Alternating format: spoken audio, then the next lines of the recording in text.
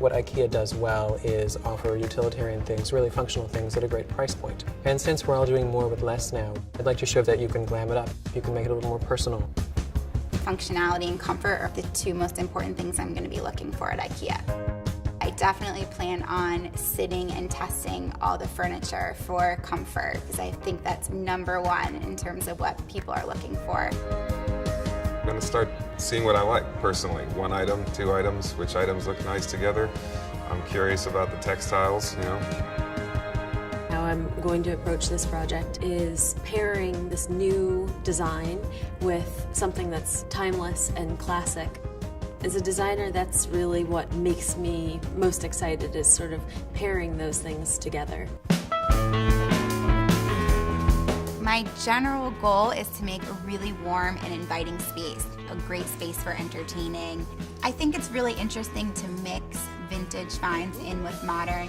You definitely need modern pieces to keep it current, but the vintage finds will create a lot of character and bring a little sense of history into the space. I don't want it to eat up our time too much because we've got 8 hours. I'm really excited about my concept. I started with the idea that we're all doing more with less now. And what I want to convey through my design is that glamour is achievable no matter what your budget. And there's some really great pieces at IKEA that are fairly restrained that we're using, and then we're going to punch them up with a little glamour. The randomness scares me, I don't know. Why?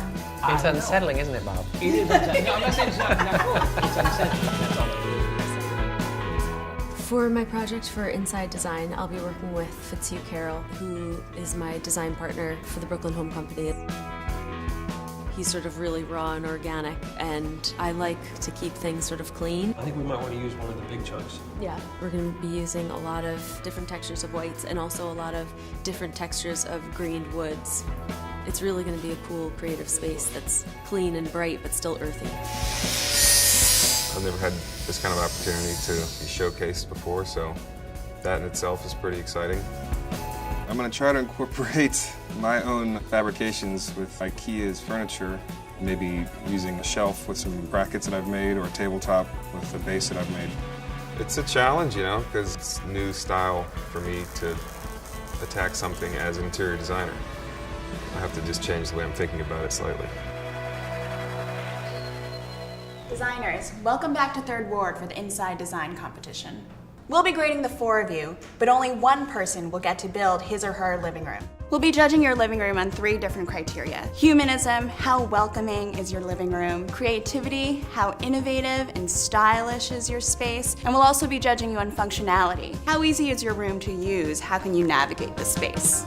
Sustainability and thoughtfully harvested materials, I think, are really important right now. This is the media center. It would actually be made of the high gloss and the 3 different woods. I was trying to get away from industrial.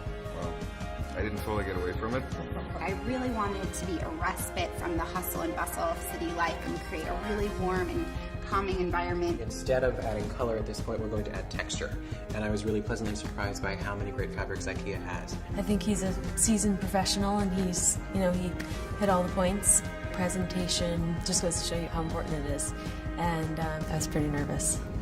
It's sort of a place to hide everything that you live and work with, but is also a sculptural piece when it's not in use. It's something cool to look at. It's a reclaimed butcher block workstation, perpendicular to the wall. Next to that, on the wall, you have a section of chalkboard paint, which would mimic the length and width of the tabletop. So you can have a little note area, you could put some things in the magnet board. I think my presentation was fairly descriptive, but there were certainly some things that I didn't include that I probably wanted to see, like a floor plan. So we have cozy moments, and it's also open enough for entertaining. There's lots of circulation. It's really welcoming because it's not overly full.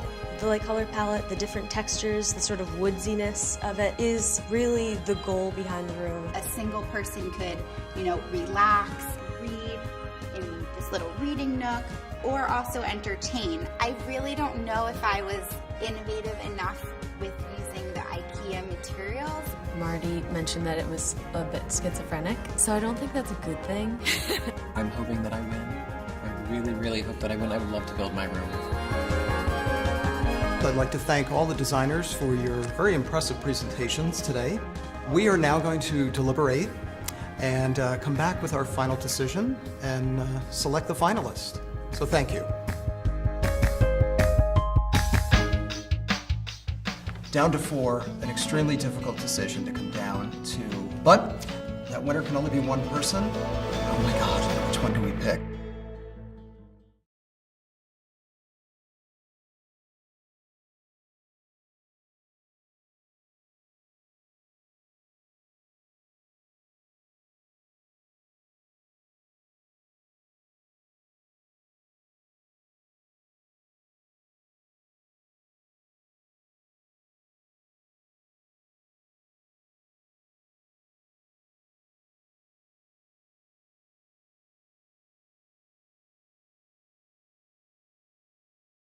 You're watching Babblegum,